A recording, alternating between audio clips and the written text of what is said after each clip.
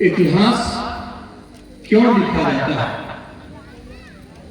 इतिहास हमेशा इसलिए लिखा जाता है कि जो गलतियां हमसे हुई है उससे हम सीखें और अपने अंदर वो सुधार लाए, ताकि भविष्य में हमारी वो गलतियां नहीं हो जो पूर्व में हो चुकी और हम अपने जीवन पद्धति को बदलें। ये डोला यात्रा सिर्फ डोला यात्रा नहीं थी, ये एक सम्मान की लड़ाई थी जो एक छोटी सी बात से शुरू हुई और आज इतिहास रच गए छत्तीसगढ़ के धरती पर। इंसान वही अपनी पहचान बनाता है जो इंसान वक्त के साथ लड़ता है, उन विपरीत परिस्थितियों में अपने आप को साबित करता है कि हम झुकने वाले नहीं।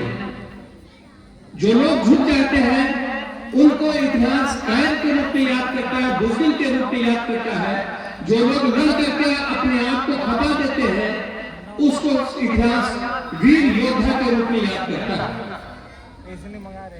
आज भी जरूरत है कि इस देश में जो असमानता की लड़ाई चल रही है, जो लोग इस लड़ाई को लड़ रहे हैं, अपनी आवाज को बुलंद कर रहे हैं, उसमें कंधे से कंधे मिलाकर मजबूती के साथ हम उस संगठनों का साथ दें जो इस लड़ाई को असमानता के खिलाफ में, मानवता के खिलाफ में, आज जो व्यवस्था है उसके खिलाफ में हम अपनी आवाज बुलंद करें और मजबूती के साथ अपने समाज के हक के लिए, उसके विकास के लिए, उसके अधिकारों के लिए लड़ें। आप जरा देखिए, आज से 150 साल तकरीबन पहले, 145 साल पहले ये घटना हुई। आज हमारे बीच संविधान है, हमारी रक्षा कर रहा है।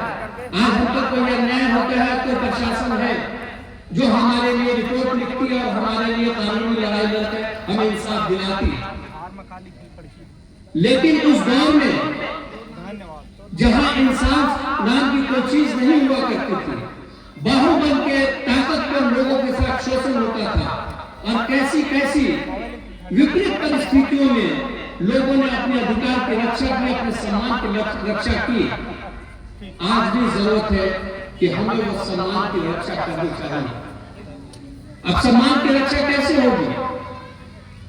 जब तक हम अपने लोगों को ऐतिहासिक पृष्ठभूमि की सच्चाई नहीं बताएंगे, जब तक हम अपने लोगों को शिक्षित नहीं करेंगे, जब तक हम अपने महिलाओं को शिक्षित नहीं करेंगे, हमारा इतिहास खत्म हो जाएगा। हमारी तमाम वो बातें जो इतिहास में दर्ज है वो कोई पहचान हमारी नहीं रह जाएगी। घर की कहा जाता है कि पहली पाठशाला माँ होती है, माँ अपने बच्चों को इतिहास सिखाती है। जब माँ ही वो इतिहास नहीं जानेंगे तो बच्चों कैसे जानेंगे?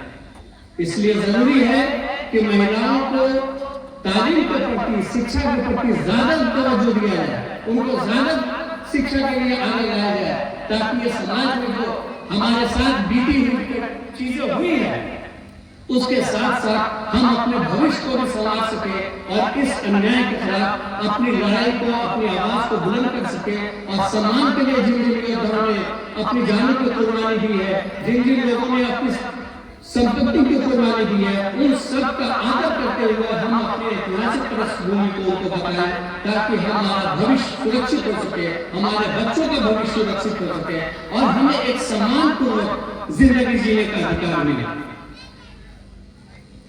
संविधान में दर्ज हो जाने से या कानून बना देने से बराबरी का हक नहीं मिलता। अमेरिका में एक कानून लाया गया कि काले और गोरे का जो भेदभाव है उसको आप नहीं कर सकते हैं, मिटा देना। कहा ठीक है, लेकिन जिनकी मानसिकता में ये शामिल है कि हम श्रेष्ठ हैं, उसको आप कैसे खत्म कीजिए? तो गोरों की बस्ती में एक काले ने घर खरीद लिया। धीरे धीरे वो बस्ती के हर गोरे मकान बेचते चले गए और वो बस्ती जो गोरों की थी वो कालों की हो। इसलिए जरूरी है कि जिस मानसिकता से सम्मान देना नहीं चाह रहे लोग, उस मानसिकता को बदली जाए जो श्रेष्ठता बचपन से हमें बताई जाती है कि हम श्रेष्ठ हैं, उस श्रेष्ठ मानसिकता को बदलने के लिए बताना होगा कि हर व्यक्ति एक ही माता पिता से पैदा हुआ है, वो इंसान की औलाद है और तुमको उसका अधिकार देना होगा। तुम कौन होते हो जो उसका अधिकार छीन सकते? इसलिए हमें अपने सम्मान की रक्षा के लिए खुद आगे आना होगा और अपने भविष्य को, हमारे जो भविष्य है, हमारे बच्चे, उनको तैयार करना होगा। इन्हीं बातों के साथ मैं अपनी वाणी को विराम देता हूं।